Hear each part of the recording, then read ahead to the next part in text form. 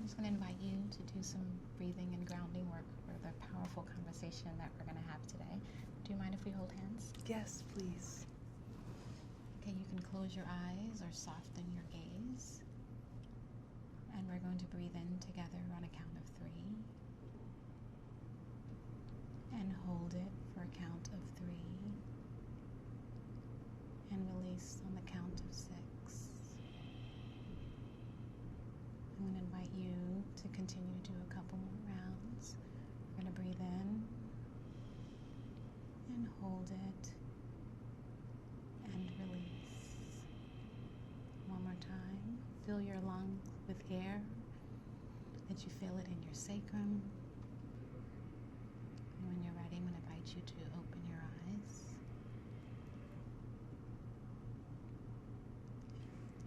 This is going to be fantastic. Thank you, Lisa. Great. I am so excited to be here with you today and for what's going to be such a powerful moment for both me and I hope for you as well.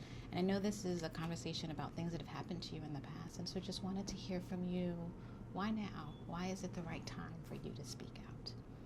Yeah, I've had so much guilt and shame around this incident, and I think that's something a lot of survivors and victims feel when they go through something like this.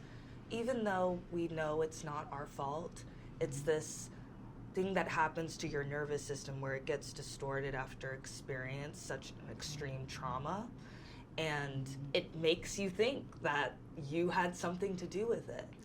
And so many women have been shunned and punished for coming out or blamed, saying, why did you wear that outfit? Or you encouraged this. So a lot of women are shunned and threatened and silenced a lot of times. And like I said, just so much guilt and shame that surrounded it, especially for my personal experience. So I feel like now, because I've just done so much self-work on myself and healing, that I finally feel ready to be speaking out and talking about my experience. I don't think that I would have ever been able to do something like this a couple years ago, so it took a lot of self-work, inner work, especially on my self-love and confidence was a big one.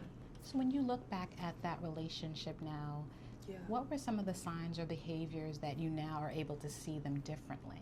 Yeah, there were so many signs, Lisa, right in front of me that I ignored.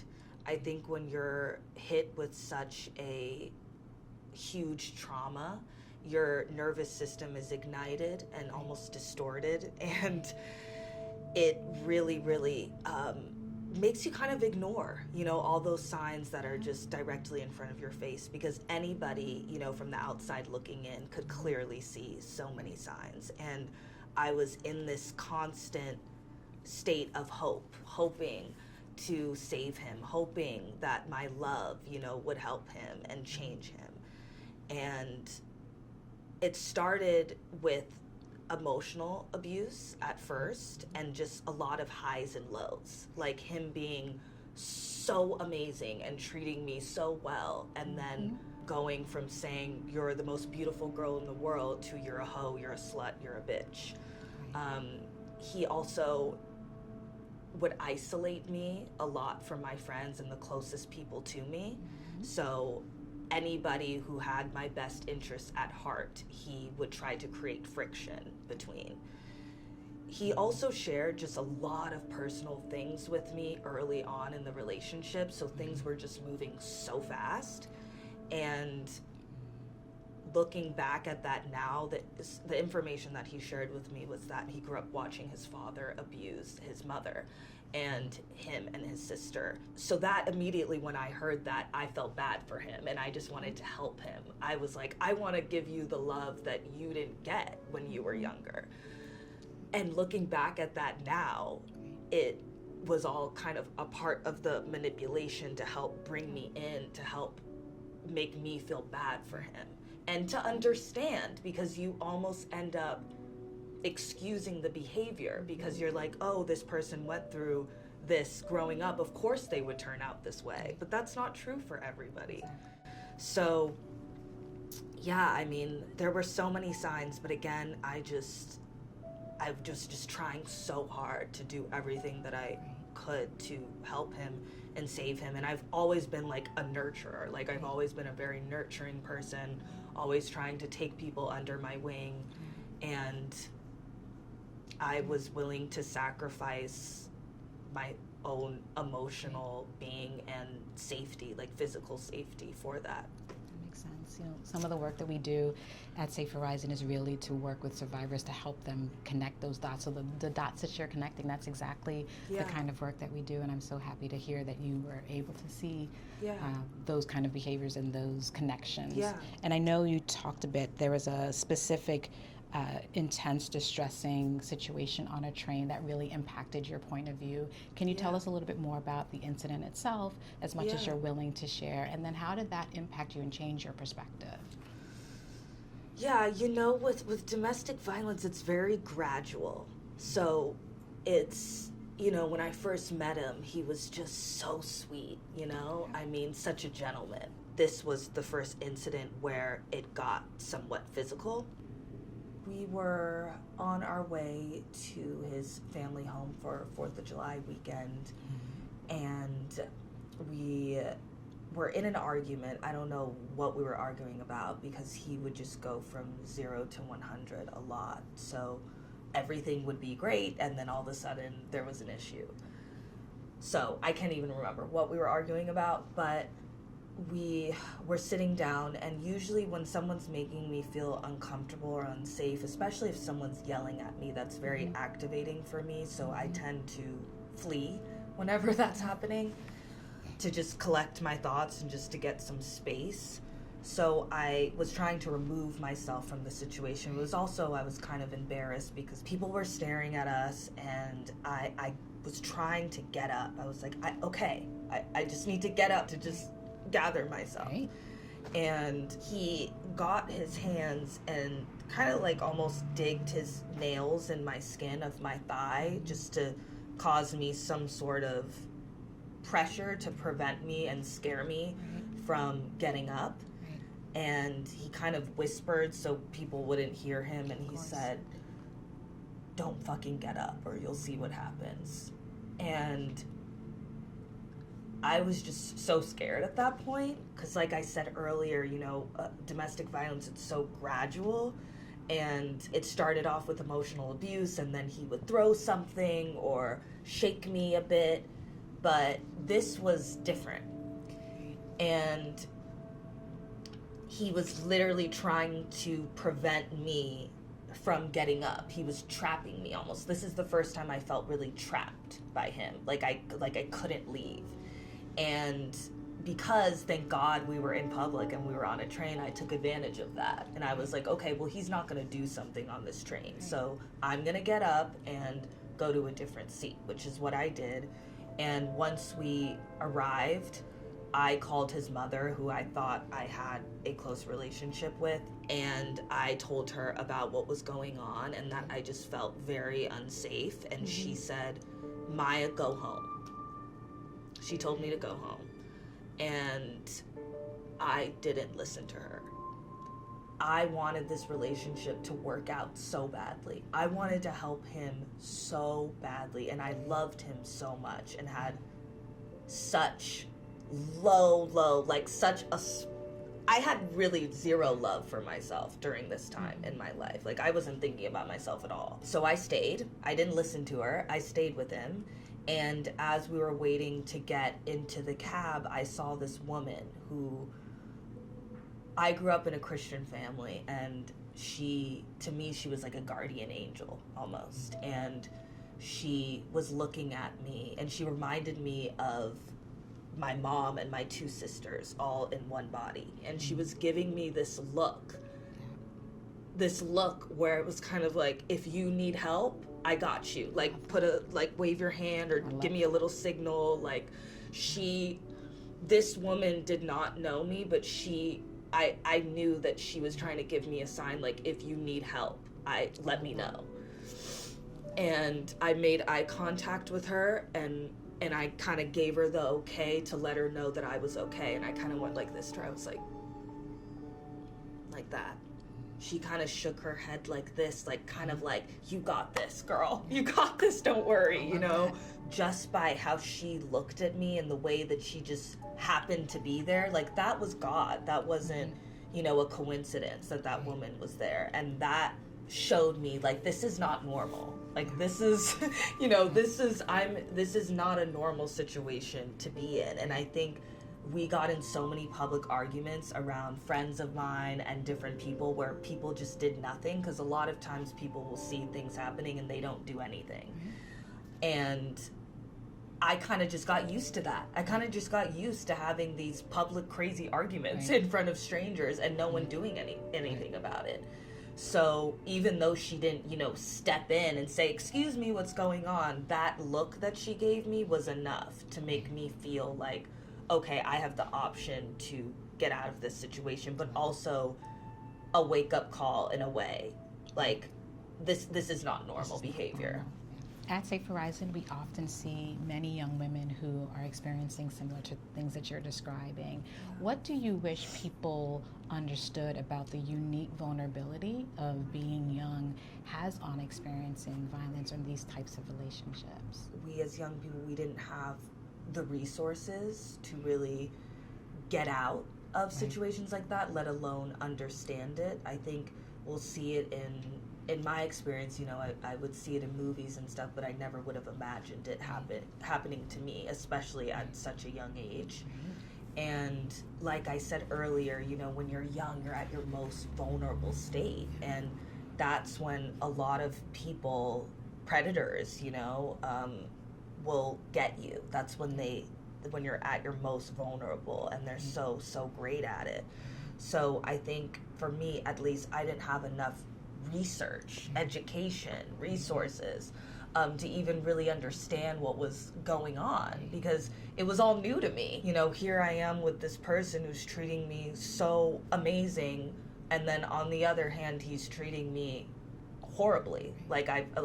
I've never been treated by a man like this before in my life. So it's confusing. It's like you're trying to like understand what's happening, you know? So I think what you guys are doing at Safe Horizon like is so important. I wish I had a Safe Horizon when I was going through, you know, my situation. So I think there's just a huge lack of just resources and just like overall education, and just knowing those resources exist. Because there were resources when my situation was happening, but I just didn't know about them. There was one that I worked with in the past in Los Angeles that I actually ended up getting therapy at after I left and got out, but it wasn't something, you know, like I said, never something that you can ever be prepared for, you know? So, yeah. Nothing in life prepares you for nothing in life prepares you for something like that. And when you're young, too, I feel like I was in a very serious relationship at a really young age in high school, and I got to experience first love at such a young age. And I think when you're young, everything's so intense. Like everything's amplified. Everything's such a big deal. And so I think that also adds to it as well, which makes it kind of unique. It's like when you're young, everything's so intense. And so I think, you know, back then when I was just so young in college, you know, moving, also just being in a whole new environment. I grew up in Los Angeles, coming from Los Angeles to New York, and yeah, it was a very vulnerable time for me, like I said, and I think that's a lot of young people's experiences, like who go through something like this. And also just like because you're young and you're not like a full adult yet, you also kind of have fear of telling your parents or seeking help. Absolutely. Because you know if you seek help, your parents are going to find out, your friends are going to find out, everybody's going to know. Exactly. So there's also that too, is like being for me, you know, I was hiding so much from my parents the entire time. And I can imagine, like, moving from LA, moving to New York, you wanted to also make sure that people knew that you've got it. Yes. Like, I can do this, I can handle this. I can completely see how 100%. there's some of that shame that comes in because you want to prove to everyone you're an adult. Totally. That's such a good point. I mean, especially me, because I was the youngest growing up and I was the baby of the family, so everybody treated me so. And when I started growing up and growing into my own, I still was always treated like the baby and still am. Yeah, exactly. Yay, first kid. Love that. Babies. So with that being said, everybody was against this relationship from the start. And I wanted to be right so badly. I wanted everybody to say, oh, Maya was right. Maya can handle this. She's an adult. She knows what she's doing. You know, she's smart enough to know that she's not getting taken advantage of by this person. She's smart enough to know that, you know, this situation isn't good for her. All those things, you know, I just wanted to be right so badly, especially with my parents. Absolutely. Since we've been talking, there have been moments that you have kind of gotten a bit emotional. You've gotten a little bit of, you know, activation, to use your word. How do you know that you're being activated, and what do you do in those moments? You know, trauma can show up however and whenever, as you described. How will you kind of know that you're feeling activated, and what are you doing in those moments to help you kind of move through and continue to function in your everyday? Yeah, so I use different tools for different feelings. So whenever I know that I'm feeling activated, it's a very, because it's, you know, the mind-body connection is so important, and our bodies carry everything inside of us. So when someone says something to you or you go through something, your body still holds it inside of you. So there could be a scent or a home or somebody who reminds you of that person and can just immediately activate you.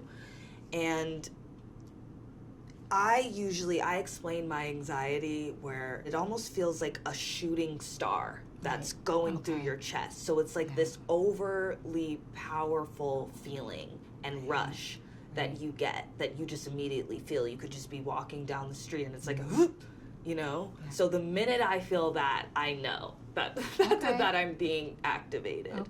Is that intense feeling in my chest. I immediately feel it. And depending on, I like to rate my feelings and rate my panic attacks. And that's something I learned through therapy, is to rate your panic and anxiety attacks so you know what you need to get through them, basically. And depending on how severe it is, I will do a series of different tools. And sometimes that's calling a friend. Usually when it's really, really, really bad, I need to call somebody for support to go through it with me and just to stay with me on the phone until I'm out of it.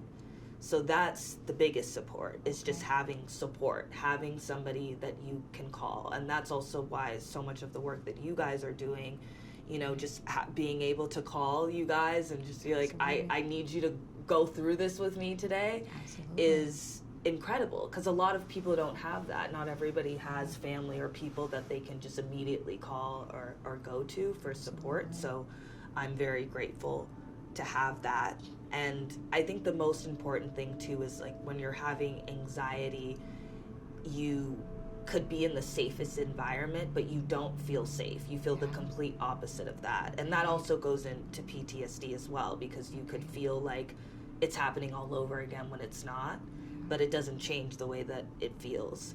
So with anxiety, you could, and PTSD, you could be in the safest environment, but feel the complete opposite. And in those types of incidents, the most important thing for me is to feel grounded and to feel like I'm on planet Earth. Like, I'm here, I'm safe, my name is Maya, I'm in New York City. So doing anything that's grounding, whether that is naming things in my environment, you know, saying, oh, there's that pillow and it's orange, or that door over there is pink, Or something also that I do is I stick my face into an ice cold ice bucket with ice cubes, and it helps me refocus my mind onto something else, because the cold is such a shock to your body that all you're focused on is that now. You're like, this cold water is on my face, and you're not so obsessed and fixated on whatever you're having anxiety about. So just doing anything that's grounding. Also breathing I feel like is so underestimated when it comes to mental health and wellness in general. Just breathing, you know, focusing on your breath, because when you have anxiety, especially for me, is my breath is I can't breathe. Like I'm like and you can't, your breathing is like abnormal at that point. So focusing on slowing down your breathing, personally for me, really helps. And I could name so many. I mean, I could go on about all the tools that I use in these incidents, but those are just a few. Oh, I love that you have such a range of tools that you can draw on at different points. Like when I think about when I need to be grounded, I often feel it in my ears first, and then I know I need to feel my feet on the ground and remind myself. So I love that we have these kind of tools at our hand. And also what you just said is identifying also what that activation is trying to tell you and how it's showing up. So you just said with your ears, like even being able to claim that and know, okay, when I feel this feeling in my ears, it's trying to tell me something. That is 100% true. And I love your point about really having someone that you can call when you really need something very specific in the moment. And that's one of the things I'm really proud that Safe Horizon is able to do. You know, we have a 24-hour hotline that allows us to be available, and it's not always to provide you with something. It really is an opportunity for us to listen, and it's anonymous, and you can hang up, and if you need us again 20 minutes later, we're still there. So I love that that's an option for people to get the kind of grounding that they may need in those It's moments. Like journaling, you know? I mean, I'm a huge journal freak, and love that. I another aspect and tool in the mental health and wellness space that I just feel like there's a lot of rules in the mental health and wellness space, like telling people how to do things, when it's you have to do what works for you. 100%. And with journaling, it's not always Dear Diary, or it doesn't always have to be grammatically correct. Sometimes I've written in my journal, I want to scream and I don't know what to do. It's like word vomit, but it's confidential because it's just between you and yourself.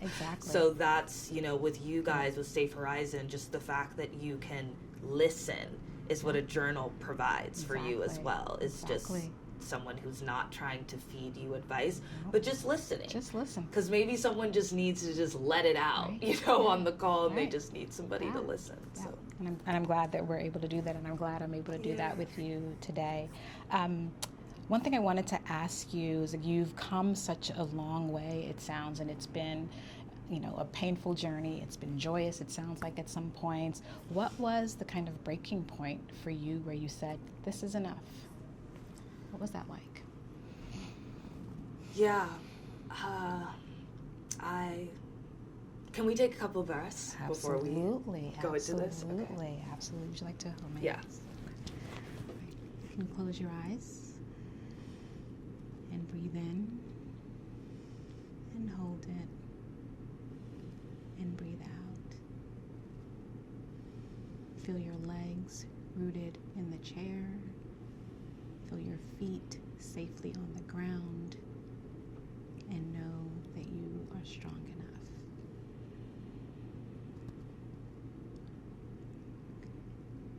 I invite you to open your eyes when you are ready.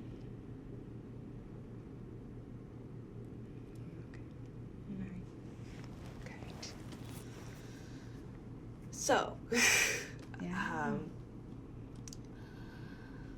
there were so many incidents where it should have been enough to make me leave. I mean, even starting with when he told me that he would kill himself if I left, or he trapped me in a room, locked me in a room, or actually tried to hurt himself and lock himself in a door, and I had to bust open the door. I mean, just a whole series of incidents that happened. One night, when we were going out with friends, mutual friends. We went to a party, and again, like I said earlier, he would just go from 0 to 100, and we were having a great night. And I feel like I was kind of in the midst of my breaking point, because we just got back from a trip, and I had another incident with him where he was trying to separate me from one of my closest friends. And we all went on a trip together, and she was asking me to come downstairs to help her pick out her outfit. And I remember texting her saying, I'm so sorry, but I can't leave him alone upstairs. And I remember thinking, like, okay, that's insane. That is not normal. And so, and again, my parents were not for it. I mean, the closest people in my life were not really supportive of this relationship, and I just was tired. I was tired of and emotionally drained. And I was definitely already, I feel like, was in the midst of just my breaking point. And this specific night, when we went out with friends, we got into some sort of argument once again. And we were in a specific area. We were in a nightclub that was about 4 floors, and it was very, very, very dark. So you could hardly see anything. And we were in probably the most secluded area in the entire event, like near the exit. And we had another argument, and I finally told him, I said, I can't do this anymore. I'm lying to my parents. I'm isolated from the closest people to me. I'm sacrificing everything at this point to be in this relationship. And I just can't do it anymore. And he lost it. And he used his arms to squeeze me, almost suffocate me, and prevent me from walking away from him. He was very strong. And he also collected knives. So he always had like a little mini knife on him. And there was, when we first started seeing each other, yet another sign that should have been enough to make me leave. And something, when I look back at that now, I'm like, how did I miss that? Or why did I ignore that? But I remember he was talking about a past relationship that he was in, and he said, you know, if you ever fight back or put your hands on me, you know, I usually punch somebody in the stomach. And I didn't catch that. But then he followed up with saying, but I would never do that to you. I would never hurt you. Never. And so I just kind of brushed it off. But I remember thinking, like, that's kind of weird that he just said that. That wasn't normal. And he did that night. Because this was the first time I actually fought back. Because all the other incidents that he happened, I lied to police. One of the first incidents where he pushed me against a wall and I had a mark on my face and the police showed up, I lied about it. This was the first time I fought back physically. And so I was fighting back, you know, I was doing everything in my power to try to get out of his arms. And then as I was fighting him back, he pushed me to the floor. So I was on the ground at that point. He had me on the ground. And he just kept kicking me in my stomach, mainly my stomach, my face, practically like everywhere on my body.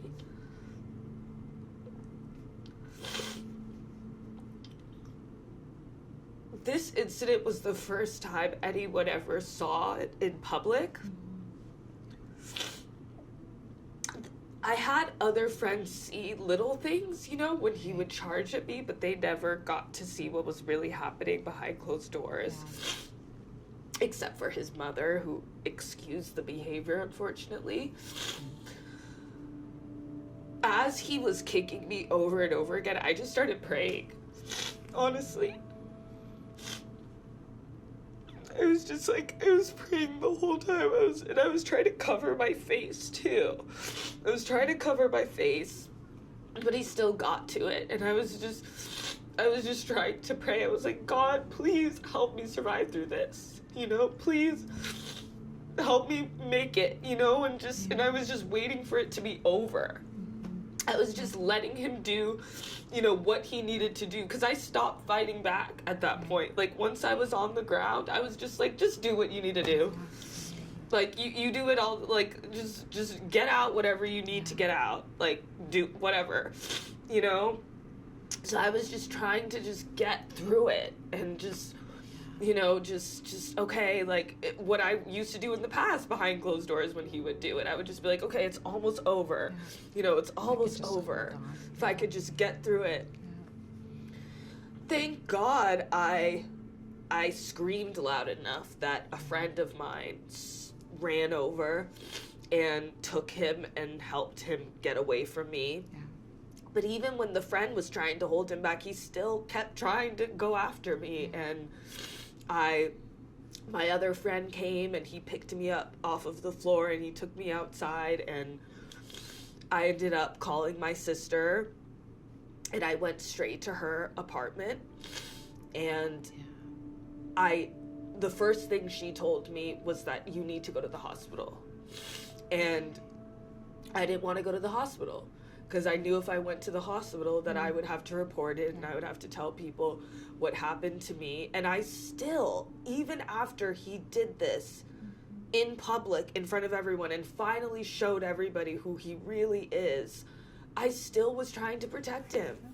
Because he would always talk about, again, another sign that I ignored. He would always talk about, Maya, I can't end up in jail like my dad. If I ever end up in jail, I won't survive it. I will just kill myself. And he was a cutter, so he, I was just afraid. I was like, if he goes to jail and commits suicide, how am I going to emotionally be able to handle that? I didn't know if I could survive through something like that. Feeling responsible for somebody killing themselves is a hard pill to swallow. And even though I knew it wouldn't have been my fault, it still would have felt that way, regardless. So I did not want to report it. I did not want to go to the hospital. And my sister ended up calling my best friend. She came over to my sister's apartment, and they just kept saying, they were like, Maya, we have to call mommy. We have to tell her. And I was just like, I don't want to tell mommy. I don't want to tell anybody. And they're like, but Maya, like, you might have internal bleeding. You might have fractured bones. Like, we don't know. We need to get you to the hospital. And I finally called my mom. I FaceTimed with her, and she just kind of like, she broke down. She broke down, and I'm not gonna name the celebrity, but she told me that I looked like a celebrity who also went through a similar situation. And she was like, we have to get you to the hospital. And I ended up finally going to the hospital. My sister and my best friend took me, and I had to also just, when you're so young and you get to the hospital, I feel like that's not talked about enough. That process of reporting the incident is so uncomfortable. Like, to have to tell police, also just men, like, to just wake up, I'm in a hospital, I wake up and there's all these men surrounding me, which is like the last thing I want to see after going through something like that. And I had to repeat, and talk about the incident over and over and over again in order to get the restraining order done, and just all of it, and having to talk about this incident right after it happened, to these strangers is so uncomfortable. And there was a part of me that almost felt like they wouldn't believe me, because so many women have come out, about incidents and have been punished or shamed or threatened. And I honestly felt uncomfortable talking about my incident with them. It wasn't until I heard from the police that his mother lied and said that I got all these bruises all over my face and all over my body because I was drunk and I fell down the stairs at the event. So once I heard that,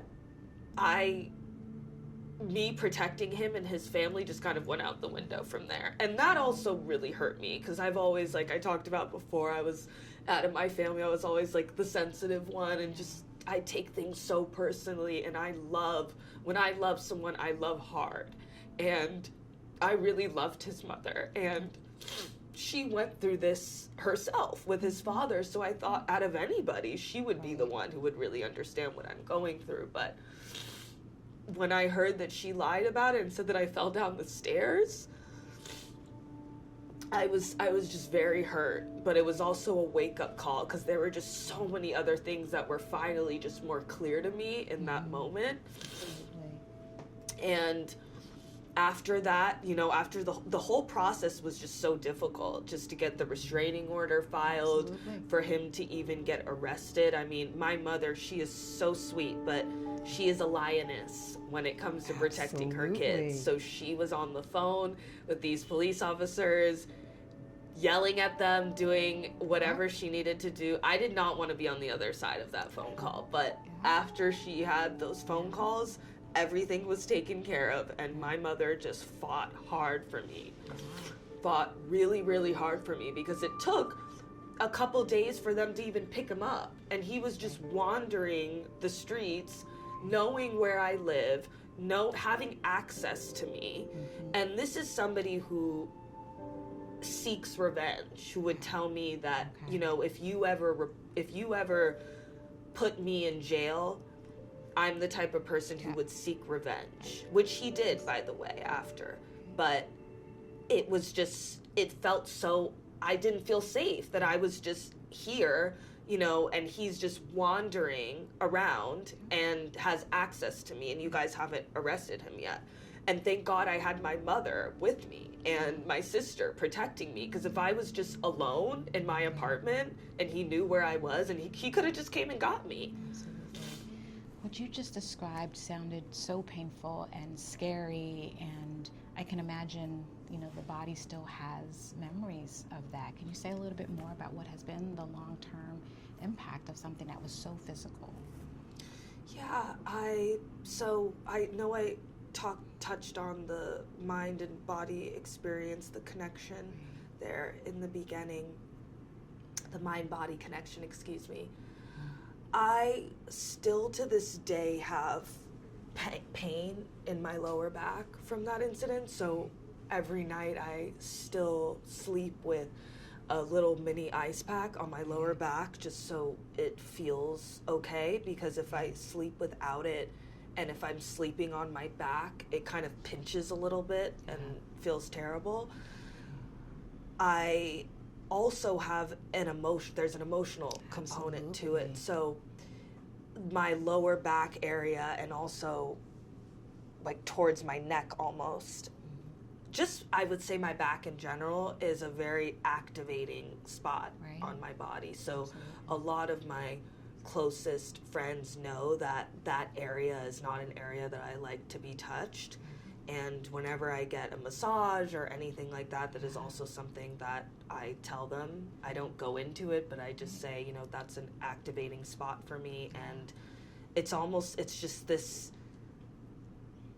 immediate bodily response that when anybody touches me on that spot, it's like my body, it's like this, goes like this.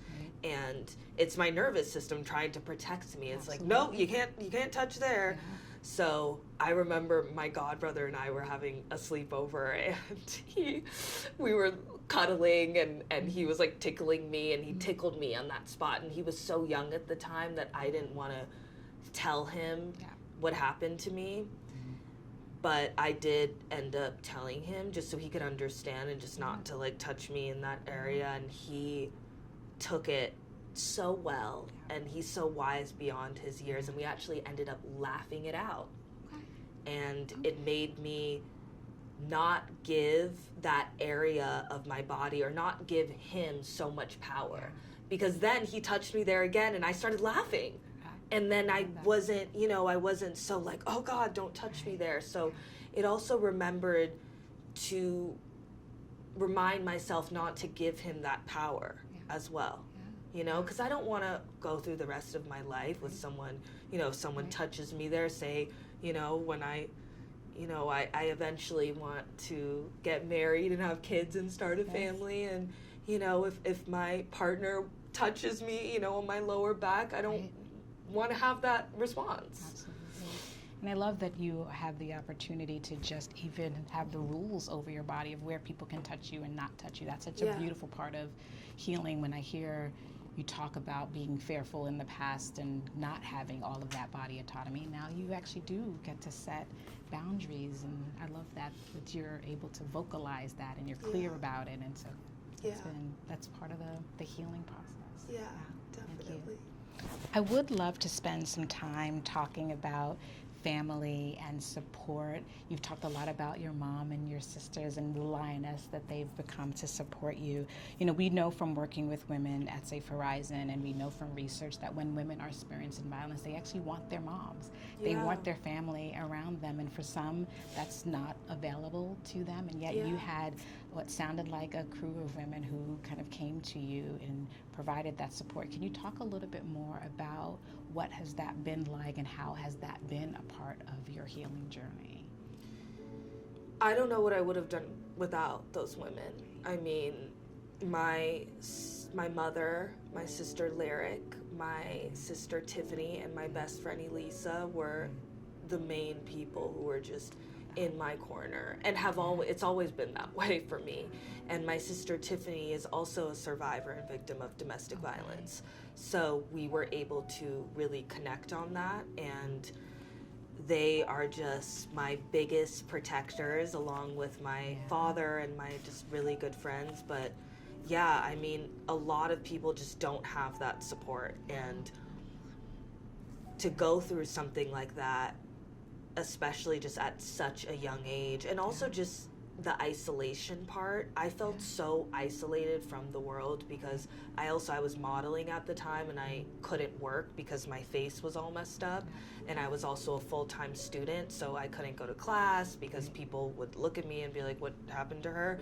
So I was very isolated, and to have people with me every day, but also to give me the space to be alone when I needed to be, was a huge part of my journey, and still is today. I mean, I spoke to my mother before I came to do this interview. Absolutely. So yeah, those are my people. And my sister Lyric, she's up in heaven, but she's still guiding me all the time, and she's my guardian angel. So she's even here with us right now watching this interview. But yeah, I don't know what I would have done without that support. I love that. Yeah. I want to spend some time on that idea of isolation, because you're describing domestic violence, intimate partner violence, which we know is actually shockingly prevalent. Yeah. Right? We know a third of women, or nearly half of Black women specifically, are experiencing violence, and yet you felt isolated, and yet you felt there's this stigma. You talked about shame and guilt.